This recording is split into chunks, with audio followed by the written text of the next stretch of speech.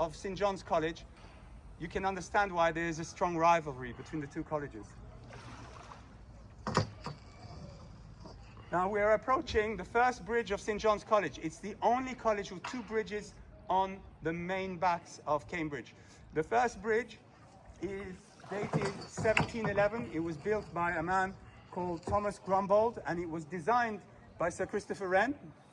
And the one outstanding aspect of this bridge is the two square columns you see there rising into the air on my right, and they are topped by mythical animals called Yales. And it's as beautiful inside as it is outside. It's an amazing building. Turning to this building here, the library,